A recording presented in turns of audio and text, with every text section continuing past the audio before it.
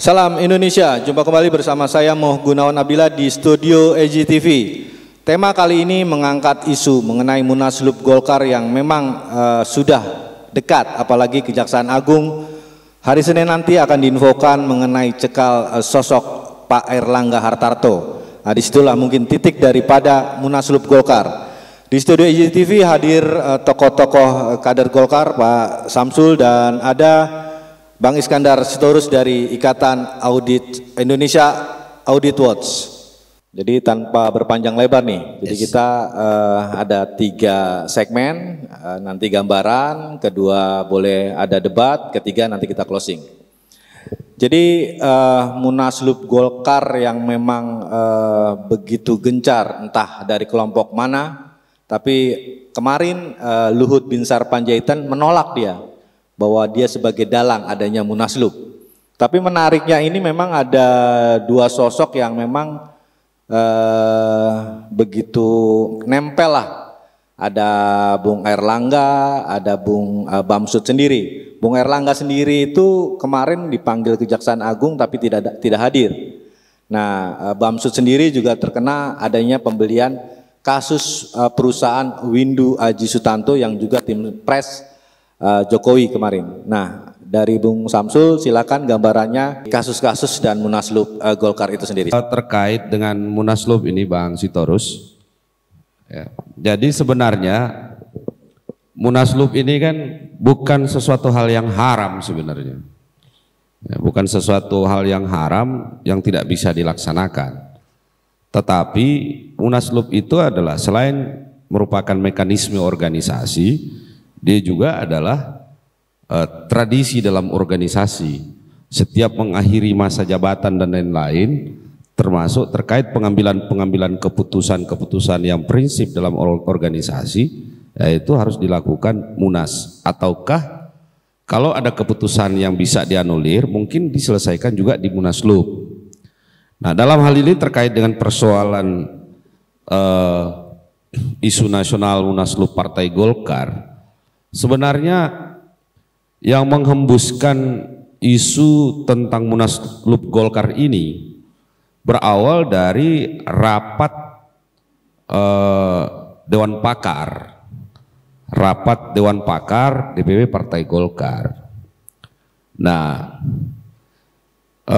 di dalam rapat Dewan Pakar Partai Golkar itu memang dibahas antara lain adalah persoalan hasil survei, baik hasil survei calon presiden dari Partai Golkar maupun hasil survei terhadap Partai Golkar itu sendiri menjelang pemilu. Nah, update pada saat itu memang calon presiden dari hasil survei, calon presiden Partai Golkar hasil survei itu kalau tidak salah 1,0 sekian persen, sedangkan persentasi survei dari partainya itu sendiri yang dulunya 14% turun menjadi 6%, sehingga inilah kemudian menjadi sebuah kegamangan politik para senior ini di Dewan Pakar ini. Jadi tidak ada pembahasan bahwa ada upaya mengkup seorang Airlangga Hartarto, tidak ada itu, tidak ada. Nah, lalu kemudian dari hasil ini, lalu kemudian disampaikan oleh salah satu anggota Dewan Pakar pada saat itu, diminta keterangan oleh pers, namanya Insinyur Ridwan Hisam. Nah, beliau ini mantan ketua DPD Partai Golkar Jawa Timur, tokoh senior dan memang pejuang. Waktu Golkar di Jawa Timur dibakar-bakar dulu tahun 99-2000, ya beliaulah ketua DPD-nya dan beliau mampu membalikkan situasi Golkar pada saat itu di Jawa Timur menjadi peringkat kedua. Nah, spirit perjuangan inilah kemudian beliau mengeluarkan gagasan bahwa kalau sudah seperti itu hasilnya, maka otomatis kan tidak bisa kita menabrak hasil Munas. Sedangkan hasil Munas ini harus dijalankan maksimal oleh Airlangga Hartarto sebagai ketua umum. Nah, oleh karena itulah Bang Ridwan Hisam ini menyampaikan perlunya perlunya pembahasan secara detail. Nah, pembahasan secara detail itu bisa melalui beberapa mekanisme, baik itu melalui Rapimnas ataukah Munaslup. Nah, artinya bahwa hasil Munas bisa dianulir kembali di dalam sebuah Munas luar biasa. Nah, jadi Munas luar biasa yang dimaksud di sini bukan dalam rangka menggantikan Airlangga, tapi menganulir dan memperbaiki keputusan-keputusan Munas yang sudah diberikan kepada Airlangga sebelumnya. Namun hal ini ditanggapi salah dan keliru, agak sedikit arogan juga di orang-orang yang ada di sekitarnya Airlangga, entah mereka lagi cari muka atau apa kita tidak tahu, menangkap isu Munaslup ini seolah-olah akan menggantikan Pak Airlangga Hartarto. Ya sudah jadi ini barang, kan begitu. Yang tadinya ini barang nggak pernah diusik-usik, hanya Munaslup, di sekelilingnya Pak Airlangga ini tiba-tiba kan banyak itu penjilat-penjilat itu di samping-samping itu kan. Nah, mereka sendiri yang menggelindingkan ini barang, bahwa Munaslup ini arahnya dalam rangka menggantikan Pak Airlangga. Padahal ini konteksnya adalah konteks persiapan, orang mempersiapkan agenda-agenda pemilu yang harus dibahas. Nah, itu sebenarnya. Nah, lalu dari situlah kemudian ini berkembang. Yang kasihan ini kan Bang Luhut, tetapi ada hikmahnya. Di sisi lain Bang Luhut nggak tahu menau, mendapat multiplier effect. Nah, lalu kemudian begitu digeser, begitu beliau mendapatkan multiplier efeknya, lalu kemudian ternyata di internal DPP itu sendiri ada gayung bersambut. Nah, ada gayung bersambut, lalu kemudian menghadaplah orang-orang ini ketemu dengan Bang Luhut, ya kan? Jadi bukan Bang Luhut yang mau ini. Orang-orang inilah datang ke sana menyampaikan dengan data. Ini loh Bang, karena beliau kan ketua Dewan Penasehat. Nah, apalagi beliau sudah mempertegas sebelumnya bahwa saya ini berkali-kali menasehati itu Airlangga. Gak, kau jaga partai ini baik-baik, kau jalankan baik-baik, kan gitu. Nah, datanglah ini beberapa tokoh-tokoh ini ke sana menyampaikan data. Nah, menyampaikan data yang ada di pikirannya Bang Luhut, ya bagaimana memperbaiki ini Golkar. Tidak ada itu istilahnya Bang Luhut punya ambisi untuk menjadi ketua umum. Tapi melihat sesuatu yang sudah hancur kayak begini, yang rusak kayak begini, beliau sebagai kader Golkar ideologis, ya beliau merasa terpanggil. Ya kalau begitu, kalian jalankanlah sesuai mekanisme partai. Jalankan, aku nggak mau kalian ribut-ribut katanya. Kalian jalankan, urus saja. Itu. Jadi tidak ada juga di pikirannya Bang Luhut itu mau jadi ketua umum partai.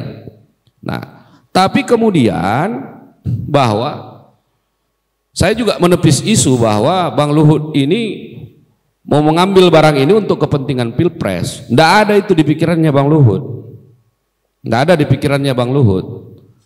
Nah, apalagi beliau ini militer. Basicnya adalah militer. Beliau orang yang tegak lurus. Itu. Sehingga kata Bang Luhut, ya kalian jalankan saja. Apa yang perlu saya bantu, saya bantu. Ayo kita benahi ini partai, ya kan? Tapi ini udah jadi bola liar, sudah jadi bola liar kemana-mana, dikapitalisasi ini barangnya kan, bahwa Bang Luhut ambil ketua umum Golkar. Nah, berjalan waktu sampai hari ini, ternyata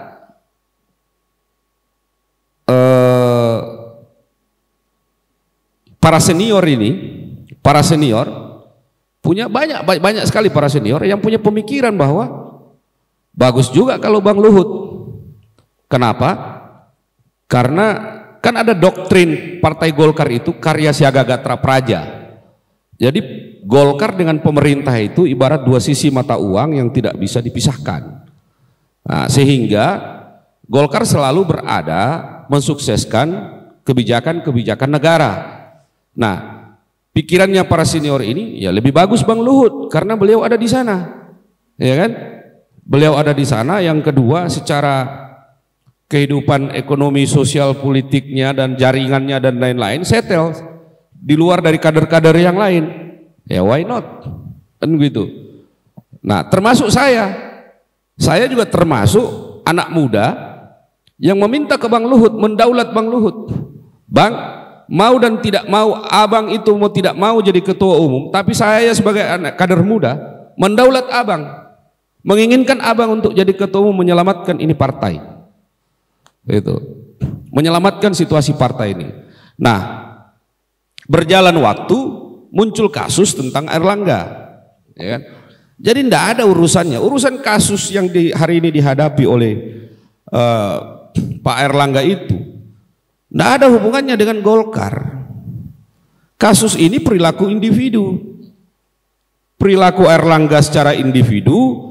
Kebetulan dia Menko Perekonomian, kebijakan itu dia ambil ya dalam kapasitas dia Menteri Perekonomian, bukan dia dalam kapasitas sebagai Ketua Umum DPP Partai Golkar. Jadi kasus yang menimpa Airlangga ini adalah perilaku Airlangga sendiri sebagai Menteri Perekonomian, dan ini jawabannya hanya ada di Presiden. Kita tidak tahu kalau besok seumpamanya benar kasus ini terlibat dan ditetapkan tersangka, bisa saja Presiden pada saat itu juga menonaktifkan dia sebagai menteri, karena menyangkut dengan kewibawaan pemerintahan di bawah kepemimpinan Pak Jokowi.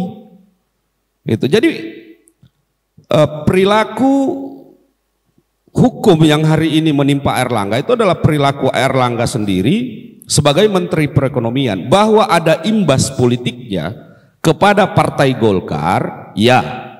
Oleh karena itu, Mahkamah Partai maupun Dewan Etik Partai, begitu Airlangga ditetapkan tersangka nanti, kita tidak tahu nih kapan, ya juga harus mengambil keputusan politik. Minimal Airlangga harus gentle menyatakan bahwa saya mundur secara terhormat. Nah, itu baru laki-laki kan begitu. Tapi kalau dia mau bertahan, dia ayun barang ini, ya sama juga Airlangga mau hancurkan Partai Golkar. Kalau untuk Bamsud sendiri gimana? Bamsud terkait kasus pembelian punyanya Windu, tersangka BTS dan nikel dia. Ya, jadi dalam hal ini tidak ada kaitannya juga dengan persoalan hukum negara soal Bamsud itu, karena begini, Bamsud ini kan tidak tahu menahu. Ada orang datang menawarin barang, ya kan? Menawarin barang, ya dia beli sama dia. Dibeli sama dia, bahwa barang ini ada masalah. Memang Bamsud tahu bahwa ini barang ada masalah-masalah yang harus diperbaiki. Tapi dia tidak tahu persoalan Windu secara pribadi ini ada memiliki kasus hukum. Jadi yang dia tahu ini hanya persoalan perusahaan. Dia tidak tahu persoalan Windu itu ada masalah atau tidak di dalam perusahaan ini. Nah, nanti setelah kemudian barang ini sudah dibeli sama dia, tiba-tiba Windu bermasalah. Ya kalau Windu bermasalah, ya Windu yang diperhadapkan dengan hukum, bukan Bamsudnya kan. Itu. Oke, kita kunci di situ dulu, nanti kita lebih dalam lagi tentang ini. Kita langsung ke Bang Iskandar dulu nih. Sebagai sekretaris pendiri Indonesian Audio Watch. Nah, ini Munaslup. Kasus-kasus Golkar ini menarik nih karena ada di Kejagung, mungkin juga ada di KPK. Airlangga sendiri ada bocoran informasinya Senin dicekal. Terus ada mungkin Pak Agus Gumiwang, kasus garam, mungkin ada yang Bamsud tadi tidak terkena juga karena itu mungkin dia beli tidak tahu. Jadi menurut gambaran Bang Iskandar Sitorus sendiri, fenomena Munaslup dengan rentetan para tokoh-tokoh Golkar, petinggi-petinggi Golkar ini seperti apa, termasuk kans Pak Luhut Binsar Panjaitan. Silakan Bung. Terima kasih Bung Noman, terima kasih Bang Samsul. Munaslup Golkar ini sebenarnya maaf ya, kecil. Ini persoalan kecil sekali. Karena apa? Golkar bukan pertama pemecah telur partai yang bermasalah karena ketua umumnya bermasalah. Pernah PKS, P3, kemudian ada juga Demokrat. Tapi memang tingkat kecerdasan berpolitik politisi Golkar ini membuat yang belum tersangka pun bisa nyaris cepat-cepat jadi tersangka. Ini Airlangga gini. Nah ini metodenya Golkar yang main ini memang agak luar biasa ketimbang partai-partai yang lain. Saya sudah sebut tadi itu Demokrat sudah mempertontonkan ketua umumnya jatuh bermasalah hukum, korupsi besar-besaran tuh malah kayak rombongan gitu. Juga P3, lantas PKS. Lalu partai-partai lain bukan tidak ada, tetapi bukan ketua umumnya waktu partai-partai lain seperti PDIP, Gerindra dan lain-lain itu. Saya sebut tadi tingkat cluenya adalah tingkat kecerdasan politisi di Golkar. Ini Erlangga ini unik. Kasusnya ini sebenarnya dimulai pada saat dipicunya tentang minyak goreng. Nah ini sebenarnya kalau mau jujur ya kita juga terkejut. Sekelas Airlangga Hartarto bisa bermain api untuk nyungsepin temennya gitu. Itu kasus itu dilematis sekali pada saat mulai disidik oleh Kejaksaan Agung karena menyentuh ada anak kesayangan cerdas ya, seseorang yang inisial L itu ya. Itu kan sangat cerdas dan dijaga-jaga. Sampai-sampai Kejaksaan Agung di tingkat pertama itu kalah. Tuntutannya itu ambiar gitu. Nah dengan korelasi dan kekuatan konsolidasinya Kejaksaan Agung, maka ditetapkan di tingkat pengadilan tingginya itu mereka dihukum besar-besaran. Impactnya adalah, efeknya hari ini Kejaksaan Agung itu sangat firm sampai menjerat corporate crime-nya, jadi kejahatan perusahaannya. Di sini sebenarnya langkah awal seorang Airlangga Hartarto itu teruji salah jalan. Jadi ketika momentum ini dilihat oleh politisi senior di Golkar menengah dan seperti Bang Samsul ini, wajar mereka ingin menghindarkan tuman dari partai Golkar. Itu sangat wajar ya. Ini sangat luar biasa. Yang kami dengar sih info katanya hari Senin dicekal. Tentu proses-proses itu sudah berjalan sebelum Senin. Kalau ini sangat mungkin terjadi, cenderung Partai Golkar ini akan kehilangan ketua umum dengan momentum kasus hukum. Jadi modus operandi atau cara jatuhnya ketua umum partai politik Golkar cenderung beberapa hari ini nggak jauh tabiatnya, cicutnya dengan kemarin PKS, kemarin P3 dan seperti Demokrat itu. Jadi ini hal yang biasa. Yang penting adalah jangan sampai ada pemaaf atau penyimpangan terhadap proses hukum karena Partai Golkar ini lebih cerdik. Hanya itu aja. Apalagi cenderung kita dengar-dengar Pak LBP akan masuk. Tetapi percayalah bahwa siapapun pimpinan partai yang coba-coba melakukan pelanggaran, menyimpangkan kewenangan, meminjam ungkapan tadi Bang Samsul, ini perilaku individual yang mungkin terkonsolidasi pada saat dia menjabat sebagai jabatan publik. Tapi apapun dia harus bertanggung jawab. Harapan kita agar orang-orang seperti ini cepat saja disidik, nggak usah diayun atau diulur lagi, jangan buying time lagi gitu aparat hukum. Kami juga appreciate Jaksa Agung ya sampai menyentuh sejauh ini. Mungkin juga agak pusing juga beliau kan, karena bagaimanapun ini temannya juga mungkin kan, teman di kabinet lah sebagai pembantu presiden. Terkait dengan konsolidasi partai Golkar lainnya kami pikir agar berhati-hati saja, karena memang saat-saat ini adalah sangat saat yang memungkinkan sekali kasus sekecil apapun akan terkuak, terungkap dan diproses, digunakan momentum orang dalam partai sendiri atau partai lain, atau karena saat ini memang perseteruan ataupun pencalonan calon presiden itu sangat panas, kami yakin apapun kasus akan dimanfaatkan. Jadi khusus seperti tadi Bung Gunawan sebut seperti ada di Bambang Susatyo, hati-hati saja karena tidak ada orang yang sempurna. Tapi tidak ada pula kesalahan yang tidak bisa diperbaiki. Tinggal memang bagaimana seorang Bambang Susatyo membuktikan kepada publik pernyataan-pernyataan ketidaktahuannya itu dengan cara yang tegas supaya legasinya itu diakui publik. Contoh, dengan cara memutus rantai keberadaannya di perusahaan yang terkonsolidasi pada Windu. Karena Windu ini minimal akan terjerat pada 2 kasus nantinya, yang di Kejaksaan Agung. Belum lagi yang di KPK-nya. Jadi ini sangat beban berat mungkin juga bagi Partai Golkar. Ketua umumnya bermasalah, punggawa atau putra terbaiknya setelah Airlangga yaitu Bamsud mungkin akan tersandung masalah, dan bukan tidak mungkin kasus Windu ini akan digunakan oleh kelompok yang tidak suka terhadap Bamsud untuk menggulirkannya. Tapi tadi kita sudah diskusi dengan Bang Samsul bahwa cepat dengan tegas seorang Bambang Susatyo yang terkenal selama ini fleksibel dan tidak mau dalam kondisi dilematis menuntaskan masalah itu. Mungkin itu untuk sementara, Mas Gunawan. Oke, jadi udah ada gambaran nih dari Indonesian Audit Watch. Jadi inisial RS semua pokoknya viral semua kalau ada Bang Iskandar Sitorus. Jadi kita kenapa langsung menyebut nama langsung Bambang Susatyo karena memang terbuka di ahunya sendiri.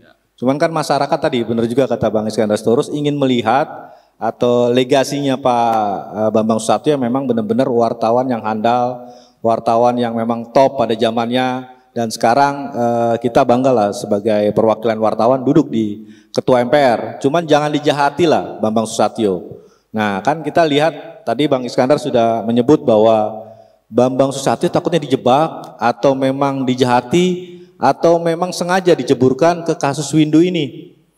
Jadi bagaimana pertempuran tambang nikel sendiri itu sudah terlihat sangat jelas siapa yang bertempur sebenarnya kan, kelompok-kelompok manakah. Artinya kita lihat Windu tertangkap aja ada 11 di blok Mandiodo itu ada yang kegirangan, kesenangan. Udah ditangkap syukur nih. Padahal waktu tahun kemarin itu masyarakat berani berhadapan dengan polisi untuk berhadapan dengan kelompoknya Windu. Artinya pertarungan-pertarungan dari kelompok-kelompok mana kalau kita jeli memang sudah terlihat. Nah artinya gini, untuk tokoh-tokoh Golkar atau sekelas Bambang Susatyo ini harusnya seperti apa? Apa setuju dengan tadi perkataan Bang Iskandar memutus legasi dari sosok yang memang saat ini sudah ditetapkan tersangka oleh Kejagung? Kasusnya dua loh, nikel dan BTS sendiri. Silakan Bung Samsul. Ya, baik, terima kasih. Ini ngeri juga nih sliding-slidingnya Bang Iskandar ini. Nah, jadi begini, memang saya beberapa waktu lalu ketika muncul di media, saya langsung telepon beliau. Saya telepon Mas Bambang, lalu kemudian beliau menyampaikan ke saya bahwa kebetulan karena saya juga orang hukum, saya tanya ke beliau bahwa ini barang ini macam mana, kok muncul di media seperti ini. Bahasa beliau bahwa saya enggak tahu, Windu ini saya baru kenal. Nah, jadi ada kawan yang meyakinkan untuk membeli ini perusahaan holding. Lalu beliau berpikir secara bisnis, jadi nggak ada hubungannya sebenarnya dengan Windu, bahwa ada banyak masalah yang dihadapi oleh Windu ke belakang, yaitu Windu sebelumnya dengan perusahaan sebelumnya gitu loh. Nah, tetapi kemudian ini dijual sahamnya kan, dijual sahamnya. Lalu pikiran Mas Bambang, ya masih ada peluang untuk saya bisa perbaiki ini barang, ya saya perbaiki. Urusan kasus mereka, yang penting dia tidak terlibat di dalam persoalan-persoalan itu. Nah, saya juga coba mendiskusikan ini dengan pendekatan hukum, baik pendekatan pidana maupun perdata. Ya memang tidak ada sama sekali dalam kasus Windu ini Mas Bambang itu campur baur di situ. Pure yang ada hanya pembelian perusahaan aja. Nah, itu pun Mas Windu itu ditahan itu, ditersangkakan langsung kemudian ditahan. Itu Mas Bambang juga kaget. Kaget dia. Waduh, macam mana aku baru bayar ini perusahaannya baru ini tiba-tiba ditahan. Jadi memang beliau itu lagi ya barang ini udah keluar semua kan, udah dibeli kan, cara pikir dagang gitu loh. Nah, tapi ya sampai saat ini sih dalam aspek hukumnya ya sementara juga beliau membenahi semua itu. Nah, dalam perspektif kaitannya dengan Golkar bahwa nanti akan ada yang menunggangi dan lain-lain, ya selama yang menunggangi itu bisa mempertanggungjawabkan secara hukum, ya monggo. Mas Bambang kan teman-teman bisa tahu semua, orangnya kan fleksibel dan orangnya terbuka padanya. Nah, sampai saat ini saya melihat dalam kajian hukum dan beliau juga konsul ke beberapa pakar-pakar hukum dan lain-lain, Ya memang soal kasus Windu ini dipisahkan dari persoalan perusahaan. Itu perilakunya Windu itu sendiri. Nah, tapi kalau ada kawan-kawan yang mau tarik barang ini ke Golkar, ya saya pikir ya rasa-rasanya sih nggak masuk lah, nggak masuk. Ya kita nggak tahu ya kalau nanti dalam perjalanan berikutnya. Tapi kalau untuk saat ini ya memang secara administrasi nggak ada yang dia tanda tangan terkait dengan kasusnya Windu, karena dia pun beli perusahaan ini setelah Windu ini bermasalah, berproses di lembaga-lembaga hukum kan gitu. Nah, kaitan dengan Golkar ini kan partai yang sudah berpengalaman dalam melakukan survival politik, istilah saya itu. Udah hatam dalam, bahkan banyak sekali kader-kader Golkar yang saat ini sudah menentukan republik, menentukan negara. Jadi hal-hal yang seperti ini menurut saya sendiri sebagai kader ya, bukan sesuatu hal yang bagaimana gitu, biasa aja. Sebenarnya dentuman-dentuman yang ada ini juga bukan sebuah dentuman keras, biasa saja. Jadi ya pergantian di internal partai, pergantian ketua umum dan lain-lain itu hal biasa aja dalam. Ya memang karena Golkar ini kan bukan partai yang tidak punya owner. Itu Bang. Jadi Golkar ini berbeda dengan partai yang lain. Nah ini IPO ini. Kalau partai yang lain kan ada ownernya, ditentukan apapun keputusannya tergantung owner. Tapi kalau partai Golkar ini dari anggota sampai pengurus itu kolektif kolegial dia. Jadi tidak ada pemilik barang itu. Itu. Nah sehingga ya kalau mau berlatih politik di negara ini ya berlatihlah di Golkar kan, berlatihlah di Golkar. Jadi menurut saya ada satu kesadaran dan Golkar termasuk memiliki kesadaran hukum yang tinggi. Contohnya begini, dulu di masa Pak Akbar, kita masih ingat waktu Bang Akbar kasus Bulu Gate dulu kan, Bang Akbar jalankan proses hukumnya, menang dia di pengadilan. Rebonding Golkar itu kembali di masa Akbar dan masuk urutan kedua. Padahal bendera-bendera Golkar sudah dibakar-bakar di mana-mana itu. Nah itulah pintarnya swing politiknya partai Golkar ini, tokoh-tokohnya. Lalu kemudian berjalan lagi waktu, di masanya sudah kalau JK kan tidak ada masalah itu. Begitu di Pak Ical periode kedua dengan Agung Laksono, menjelang pemilu pula kan, dapat lagi kayak begini situasinya. Sampai ke Novanto, Novanto lebih parah lagi. Segala macam itu muncul hantu belau, kasus Quran lah, ya kan, KTP lah. Nah itu. Tapi ya itu dia tadi saya bilang, Golkar itu selalu mampu melakukan survival politik dia dalam situasi apapun itu. Nah, terus kemudian dari Novanto ke Erlangga, apalagi sekarang kayak Pak Erlangga. Ya kan cuma Erlangganya saja ini cuma persoalan ketua umum saja nih Bang. Ya kan? Jadi kalau menurut saya sebenarnya ini jujur saja ada orang dari luar sana yang sebenarnya takut kalau siapapun jadi ketua umum silahkan saja asal jangan Bang Luhut katanya. Ada yang ketakutan karena sudah dipastikan kalau Bang Luhut yang jadi ketua umum Golkar ini akan besar bos. Golkar ini ada besar, pasti besar.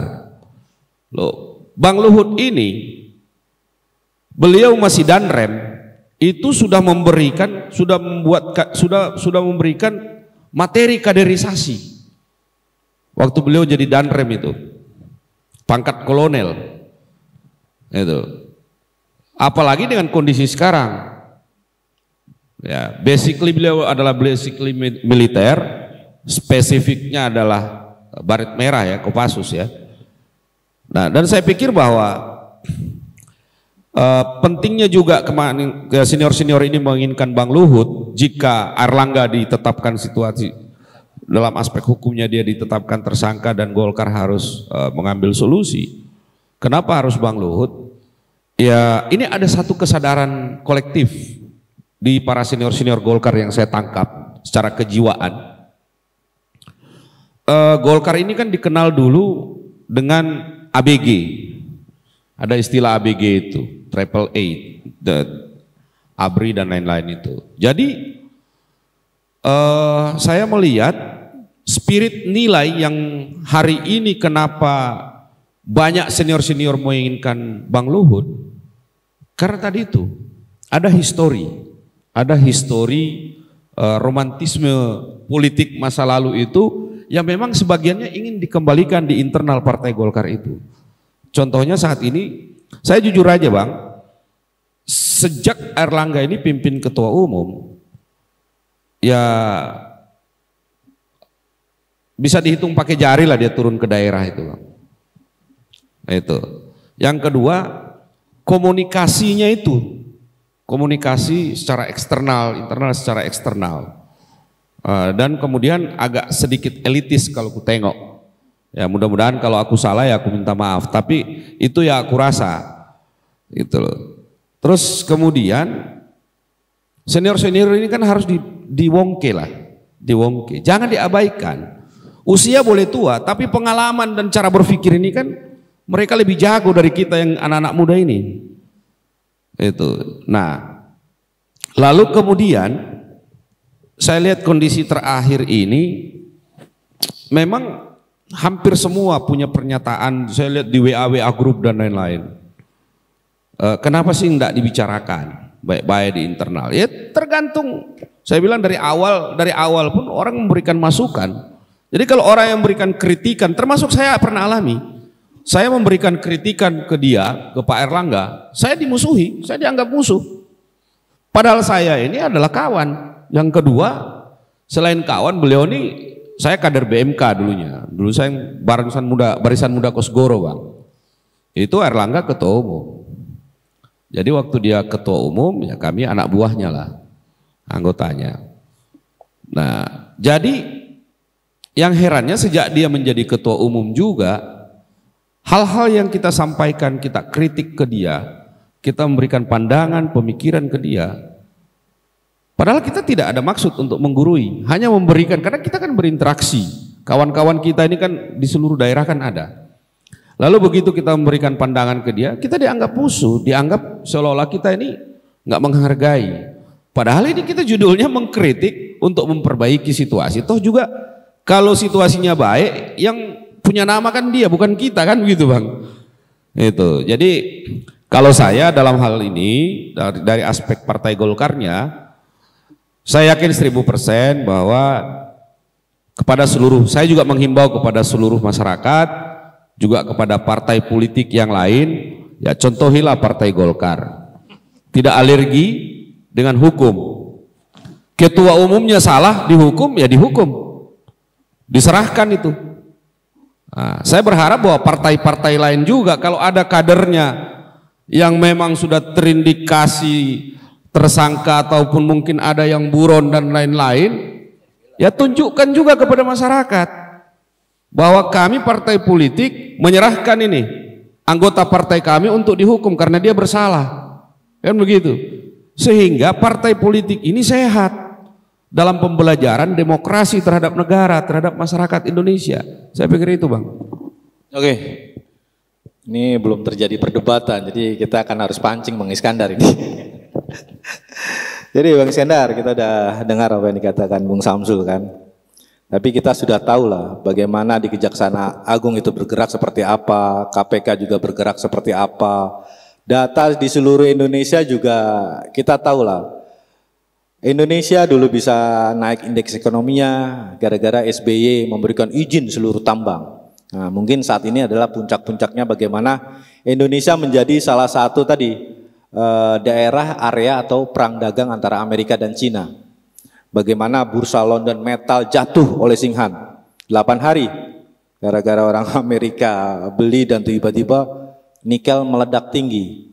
Nah ini entah politisi, entah mantan jenderal, ada bahkan si Windu itu disebut-sebut ada backingan Kapolri, Tempo dan inilah.com yang menulis seperti itu. Kita hanya menyampaikan ini.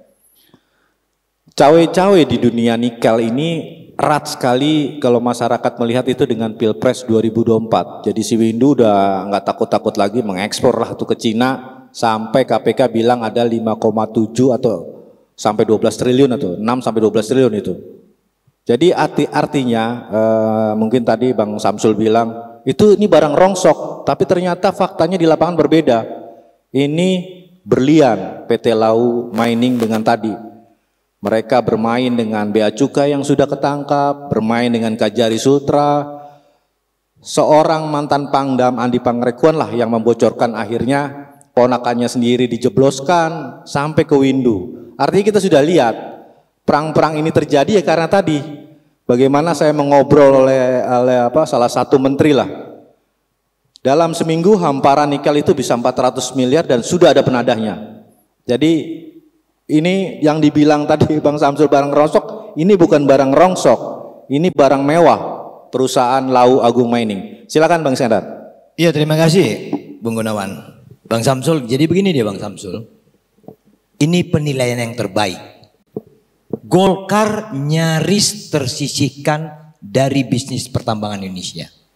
Justru momentum baiknya adalah ketika Bambang Susatyo terjerembab oleh perilakunya Wisnu.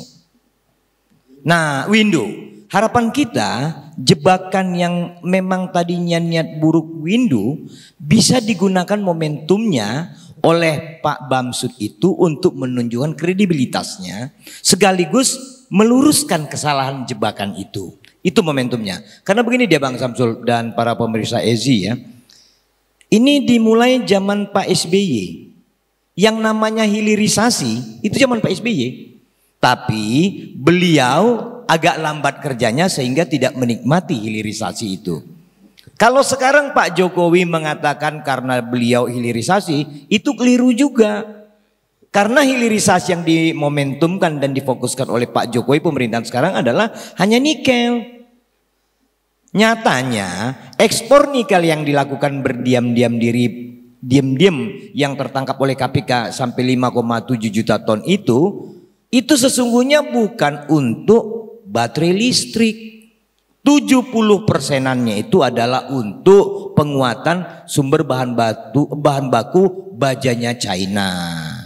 Nah, jadi kita mau sebut malam ini terima kasih untuk EZI, kami bisa menyampaikan melalui Pak Samsul kepada Pak Bamsud. Mari Pak Bamsud diperbaiki kemarin yang sirkuler itu, yang tidak sengaja itu, yang niatnya untuk memperbaiki itu menjadi lebih konkret ketika figur Bambang Susatyo dari Partai Golkar ikut berkontribusi meluruskan hal-hal buruk di dunia pertambangan Indonesia, khususnya nikel, khususnya yang lebih khusus lagi di Sulawesi sana. Mungkin itu Bang Samsul, karena kalau kami perhatikan, kalau Golkar partai yang memang kelitannya ini luar biasa, tidak menggunakan momentum memperbaikinya, maka menjadi sia-sia pergantian seorang Airlangga Hartarto sekalipun. Bersamaan pada saat Pak Bambang Susatyo terjerembab di kasusnya Windu ini. Jadi ini mungkin solusi konkret bagaimana supaya Pak Bamsud itu sekarang lebih memberikan kontribusi atau perhatian yang lebih besarnya terkait pertambangan setelah beliau menandatangani sirkuler yang tidak dipahaminya itu. Jadi semoga ada Bang Samsul bisa lebih memberikan masukan kepada Pak Bamsud bahwa hal-hal seperti ini baiknya disikapi seperti apa. Karena begini Pak Samsul, sekarang di Konawe, sebagian Sulawesi Tenggara, umumnya Sulawesi, itu rampok-merampok iup Pak. Dan kalau seorang Bambang Susatyo dari Partai Golkar masuk ikut memperbaikinya, insya Allah itu ada peran. Ketimbang Pak, kalau Lau ini jalan Pak, Lau Agung Mining, bukan hanya yang di nikel ini dia kena. Tapi nanti dugaan pidana korupsi, kemungkinan di KPK dan atau Kejaksaan Agung diantam korporasi. Nah jadi ini kita sampaikan ya untuk kawan-kawan EZI, terima kasih ada momentum untuk menyampaikan hal baik sekaligus tadinya persepsi publik bahwa ini nyaris hitam, tapi sebelum hitam ketika abu-abu diputihkan Pak. Ini momentum yang terbaik, silakan saja Pak Bambang Susatyo diskusi dengan ahli-ahli hukumnya, tapi momentum kalau dari kami perspektif audit yang sudah kami kaji, Rusaknya pertambangan Indonesia ketika ada blok yang di-backingin oleh kelompok berbaju hijau dan ada blok yang di-backingi oleh kelompok berbaju coklat serta ada blok yang di-backingi oleh kelompok-kelompok premanisme besar. Kurang lebih seperti itu, Mas Gunawan. Silakan Bang Samsul. Ya, jadi singkat saja bahwa sampai saat ini yang saya cover sendiri setelah dia melakukan penandatanganan itu sampai saat ini tidak ada juga beliau sendiri tidak langsung automatically langsung bergerak gitu ya, bekerja atau apa langsung tidak ada. Sampai saat ini tidak ada. Kenapa? Karena saya tahu persis sosok Mas Bambang ini orangnya sangat berhati-hati, sangat berhati-hati. Jadi menurut saya bahwa di sini juga ada hikmah positifnya. Ada hikmah positifnya dari perusahaan ini diambil oleh beliau tadi itu. Mungkin yang saya maksud rongsok itu secara administratif ya, tapi bahwa afiliasi aktivitas tambang ini ya, aktivitas perusahaan ini memang ya banyak intan berlian di situ, ya kan? Tapi yang rusaknya ini kan secara administrasi dan lain-lain mungkin. Nah, oleh karena itu saya melihat sampai saat ini Mas Bambang sendiri nggak serta-merta bahwa ini barang dia beli secara administratifnya rongsok lalu kemudian dia enggak. Jadi sampai saat ini dia melakukan riset juga. Jadi dia lagi melakukan riset masalah-masalah, riset semua problem yang ada di dalam perusahaan ini. Itu. Jadi ada hikmahnya. Ada hikmahnya, maka itu walaupun ini barang sudah dibeli sama dia, tapi dia tidak dalam artian bahwa contohnya si Windu udah cawe-cawe dan begini. Oh enggak dia. Enggak deh sampai saat ini. Nah, karena pastinya dibeli ini kan pasti akan diperbaiki dari sisi leadershipnya, kemudian manajerialnya. Nah, kemudian masalah-masalah yang terkait dengan hukum. Masalah-masalah yang terkait dengan hukum ini adalah masalah-masalah perusahaan di masa kepemimpinan Windu dan teman-temannya sebelumnya. Ya kan begitu. Tapi kalau untuk seorang Bamsud mau cawe-cawe, mau campur-campur bahasa kasarnya, mau menyelamatkan sebuah kejahatan dan lain-lain, ini orang bukan tipikal seperti itu. Bamsud bukan tipikal seperti itu. Bamsud tipikal orang yang selalu membantu kawan-kawannya, membantu teman-temannya. Tapi dalam bentuk kejahatan, dia selalu menghindar. Dia selalu menghindar dan dia tidak mau campur. Dia tidak mau campur. Nah, bahkan ada juga, jadi bukan cuma persoalan Windu ini aja. Banyak teman-teman yang datang, rumahnya Pak Bamsud itu, ini kita bilang pejabat negara, tapi jendela pintu rumah itu, bukan cuma pintu rumah, jendelanya pun itu semua orang masuk. Saking baiknya ini orang ini, saking terbukanya ini orang. Gitu. Jadi dia ngewongke semua kawan-kawan lah. Semua kawan-kawan sehingga tapi dalam hal seperti apapun dia, walaupun sesibuknya dia dalam kapasitas sebagai ketua MPR, dia sangat selektif. Nah, oleh karena itu kemarin ini kan kebetulan dia kan komisarisnya, presiden komisaris. Nah, presidirnya kan bukan beliau, sehingga beliau sudah memberikan instruksi agar coba di cross check semua, mana yang terkait dengan negara, mana hal-hal yang merugikan negara dan lain-lain, nah itu diselesaikan, akan dikoordinasikan semua. Itu tadi yang saya bilang bahwa aspek hukumnya mungkin ya kalau saya sih memang sudah waktunya lah Windu harus dicomot masuk ya, tapi ada hikmahnya dikirimkan seorang Bamsud untuk memberikan perbaikan gitu. Jadi bukan dalam artian bahwa karena ini ada kaitan di sana, nikelnya begini, terus kemudian Bamsud ini gila harta atau gila bisnis dan kemudian enggak. Orangnya enggak seperti itu. Jadi saya mau menyampaikan bahwa ada hikmah positif di balik pembelian ini, bahwa jangan-jangan juga bisa juga Bamsud juga akan bisa mengungkap ini barang dari dalam, bahwa ada kaitan dengan orang lain. Begitu. Jadi ada hikmah baiknya. Jadi Bamsud ini beli, tapi dia cross check juga di dalam, diperiksa barang ini. Karena dia mau melangkah, nggak mungkin dia mau pengen kotor. Sehingga saya bisa, dan itu tipikal Bamsud. Dia akan cross check di dalamnya ini. Dia akan melibatkan semua komponen ini untuk memperbaiki ini perusahaan. Jadi yang menarik ini adalah sosok Windu ini kan di 2 kasus, nikel dan BTS. Di dalam BTS sendiri nilai obstruction of justice-nya itu nggak main-main, 75 M. Nah ini sangat dekat dengan Bamsud yang membeli perusahaan induknya Lau Mining. Artinya masyarakat juga bertanya-tanya, jangan-jangan gitu loh. Jadi obstruction of justice, atau kalau masyarakat atau Kejaksaan Agung minta follow the money 75 M itu kemana, ini masyarakat jangan-jangan kan gitu. Maksudnya kita memang tetap berpikir baik atau yang disampaikan tadi Bang Samsul tentang Bamsud. Tapi kan masyarakat bilang jangan-jangan ini, karena nggak main-main angkanya 75 M itu. Ya, dan saya bisa mengatakan secara tegas bahwa yakin dan percayalah bahwa Bamsud itu tipikal orang yang setia terhadap negara. Ini orang-orang yang tipikal yang taat ajas.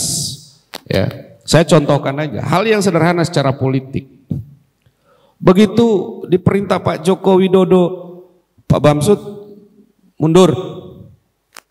Begitu diperintah oleh seniornya, pada saat itu kan ada Bang Surya, ada Bang Ical, ada termasuk Bang Luhut pada saat itu. Sudah, Bamsud, kamu mundur aja.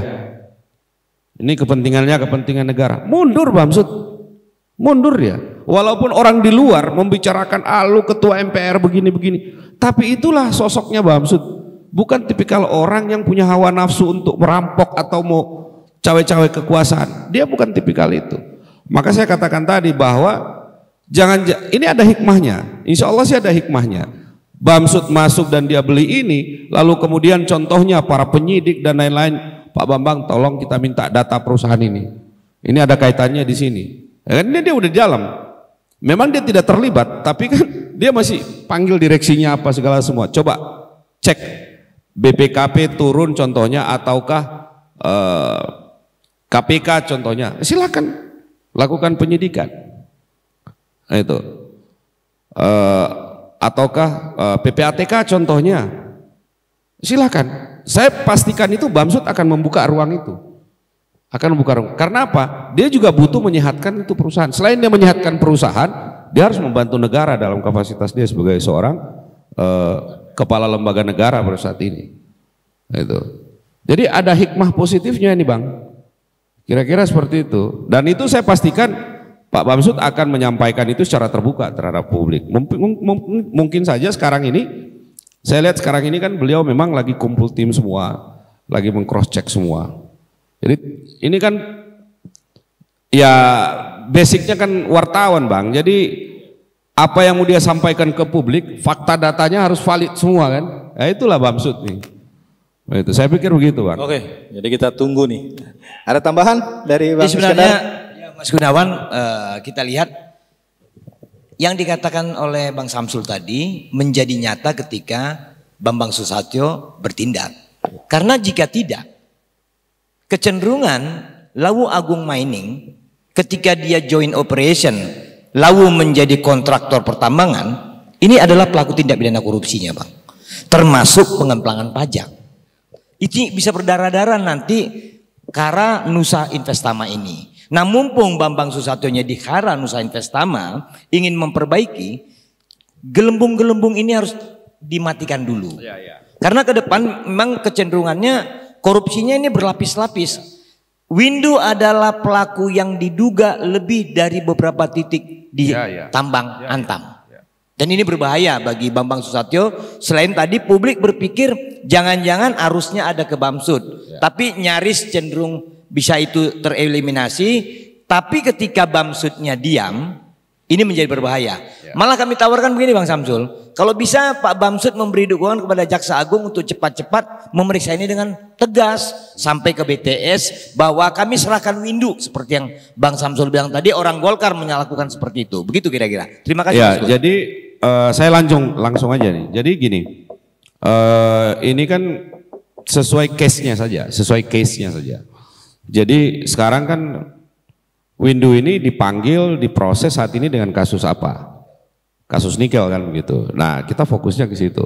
Bahwa nanti setelah selain kasus itu ada pengembangan pada kasus lain, ya kan? Terus kemudian dari pihak penyidik contohnya meminta data atau minta file-file yang lain terkait dengan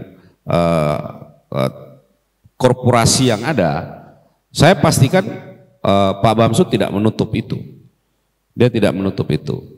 Ya, secara bisnis dia juga butuh situasi yang nyaman, situasi yang enjoy. Dia nggak mau bermasalah. Nah, bahwa barang ini sebelumnya, saya ini terus terang aja Mas, Bang, orang ketika menyebut windu, saya pikir windu siapa? Ini kawan saya udah 20 tahun Mas. Saya kaget juga, ini teman baik, tapi memang saya tidak pernah komunikasi. Jadi 20 tahun kami berteman, ya hampir 20 tahun lah, sekitar 17 sampai 18 tuh. Nah, nanti barang ini muncul, baru saya lihat fotonya, loh ini kan teman baik gua. Itu, tapi memang nomornya juga nggak ada di saya kan. Nah, jadi saya juga, nah tapi setelah saya ketemu Mas Bambang, saya tanyakan, saya bilang, Mas ini teman saya, teman cukup lama ini. Itu memang dulu ya teman main lah ya, teman main. Jadi saya juga kaget juga, maksudnya sosok Windu ini bisa begini kan, kaget juga saya gitu loh, karena ya kalau ditarik 17 tahun, 18 tahun ke belakang kan tidak seperti itu gitu kan. Nah, akhirnya saya mengembangkan pikiran saya. Jadi ternyata kawan ini bukan cuma satu masalah gitu kan. Nah, tapi saya sudah sampaikan ke Mas Bambang, dan Mas Bambang sangat kooperatif sekali. Beliau menyampaikan bahwa ya kalau ada masalah lain lagi dengan perusahaan ini yang diserahkan, yang saya ambil ini, ya silakan aja diperiksa.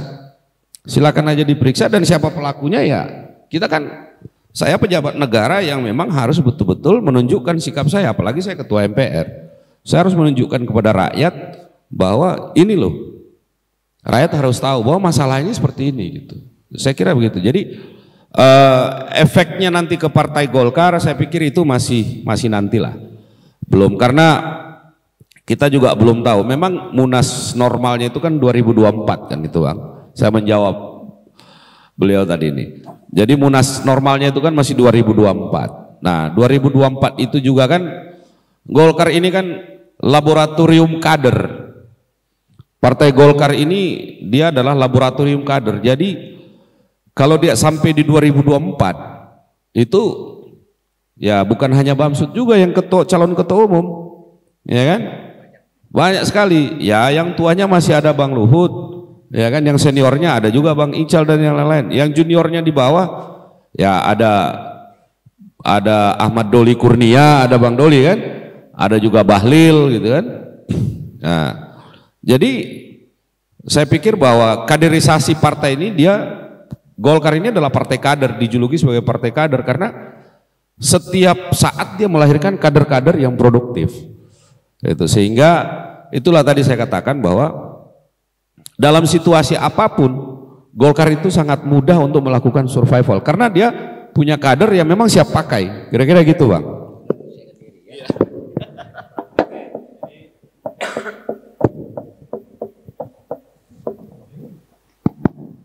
Oke, jadi kita udah di penghujung acara ini. Cuman memang Bang Samsul sendiri kan sebagai salah satu direktur atau presidir ya di Texindo Indonesia ya, benar?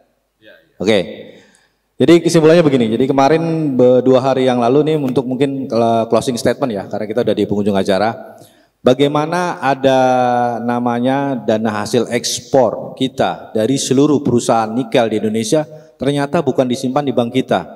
Jadi 2017 tercatat atau 2018 tercatat ada 2.748 triliun di Bank Singapura. Dan angkanya tetap segitu hingga akhir 22. Jadi orang bilang ada jenderal saya tanya atau menteri saya tanya, saya tegak lurus dengan Presiden Jokowi. Tapi kenyataannya kita langsung sebut saja salah satu menantu ketum juga bermain di situ dengan dahsyat, ribut di Konawe juga dia terlibat melalui, artinya hasil-hasil dana ekspornya itu semuanya ternyata tidak ada darah atau apa ya? Indonesia tidak memanggil gitu, bukan untuk Indonesia tapi malah disimpan di Singapura. Silakan Bang Samsul untuk closing statement, lanjut ke Bang Iskandar. Iya, dalam kapasitas itu kami sampai saat ini tidak pernah cawe-cawe dalam hal kayak gitu ya. Karena jujur saja, saya terbuka saja, karena kami kan menjual di smelter. Itu kami menjual di smelter. Jadi kami nggak tahu bahwa itu ada terjadi begini-begini, ya itu ya coba tanyakan Menteri BKPM ya kan begitu kira-kira lah ya. Tanyakan Menko Perekonomian karena itu kapasitas mereka lah. Nah, tapi kalau ya kita ini jujur, saya jujur aja, perusahaan kami ini perusahaan pribumi, Bos. Kami ini perusahaan pribumi, Bang. Dan memang betul-betul apa ya? Perusahaan pribumi bertahan dengan kapasitas yang ada, tapi alhamdulillah kami bisa menghidupkan banyak orang, Bang. Walaupun kami nggak di backup. Kami nggak di backup dengan barang-barang dari luar, tapi alhamdulillah. Dan sampai saat ini konsisten keindonesiaan. Abang bisa cek di satu Halmahera di Maluku Utara di sana, Bang. Tidak ada perusahaan tambang yang siap tiap tanggal 17 Agustus itu melakukan upacara 17 Agustus di dalam site. Hanya saya yang pimpin Tekindo Energi. Begitu, Bang. Dan saya selalu memberikan spirit kepada teman-teman. Jangan kalian berkecil hati bahwa di samping-samping kita ini ada perusahaan besar dari luar dan begini. Saya bilang ke mereka, kita saling menghidupkan semua karena kita juga punya hak. Ini tanah-tanah kita, ini negeri-negeri kita. Itu. Nah, dan alhamdulillah sampai saat ini ya persoalan istilahnya PAD, ya, kegiatan sosial dan lain-lain, alhamdulillah. Dan kami terus terang sampai termasuk soal lingkungan, ada reboisasi, ya, penanaman dan segala macam, kemudian pembersihan kali, alur kali, dan itu kami sangat konsen sekali dengan lingkungan, Bang. Gitu. Dan itu saya bisa pertanggungjawabkan secara data, bukti data semua, alhamdulillah. Tapi kalau ya yang ada di sekitar kami, ya mohon maaf, kadang-kadang juga gimana ya, itu bisa dicek lah nanti ke kementerian yang bersangkutan lah, SDM maupun ke BKPM gitu. Tapi kalau untuk kami adalah perusahaan pribumi yang memang sampai saat ini konsisten. Semaksimalnya kami memberikan contoh dan keteladanan terhadap teman-teman yang ada di perusahaan-perusahaan yang lain. Itu, Bang. Jadi kalau kita ini kan cuman gali dan kita patuhi aja semua aspek hukumnya. Ya udah kita jual ya, hasil jualan kita bagi buat karyawan. Itu aja, Bang. Beda kalau yang lain-lain kan sampai ekspor, bawa kemana. Kalau kita enggak ekspor, kita hanya jual di sekitar situ aja. Saya pikir itu, Bang. Kita perhatikan itu, Mas Gunawan, sesungguhnya itu memang tingkat kelalaian dan kegagalan pemerintah mengontrol sistem transaksi antara eksportir dan importir di luar. Nah, ini kegagalan pemerintah, makanya terkadang kami dari sisi audit ini ya bangga di satu sisi pemerintah menegakkan ada smelterisasi, tetapi sesungguhnya yang menikmati atau ngendonnya uang itu menjadi devisa bukan di kita. Ya wajar Singapura menjadi kaya raya ketika kemampuan berpikirnya di atas kita rata-rata. Kemudian mereka mempunyai niat untuk bagaimana mencari untung. Kalau di Republik ini ya masih untung perusahaannya Pak Samsul dan Pak Bamsud demikian. Masih mau menyisihkan uang-uang untuk sekitar. Tapi kalau yang lain malah menimbulkan kerusuhan di tingkat lingkungannya, bahkan di lingkungan luar. Jadi kalau kita perhatikan, jangan pula kita persalahkan para korporasi bisnis nikel ketika negara gagal membuat mekanisme mengikat uang transaksi itu. Siapapun akan berpikiran mendapatkan keuntungan yang besar. Nggak ada orang pengen untungnya kecil, Mas Gunawan. Jadi kalau ingin meralat dan atau mengikat atau mengembalikan devisa kita ke Indonesia atau dolar itu di Bank Indonesia, pemerintah yang harus mencari formulasi. Jangan pula kembali kepada pengusahanya. Ini kegagalan pemerintah ketika transaksi semua tambang Indonesia berbentuk US dollar dan atau dolar lain atau mata uang lainnya ngendon di bank di Singapura. Bukan kesalahan pengusaha. Itu dia. Oke, ada tambahan lagi mungkin Bang Samsul? Saya pikir cukup. Oke. Terima kasih Bang Samsul, terima kasih Bang Iskandar hadir di Bincang-Bincang SJTV.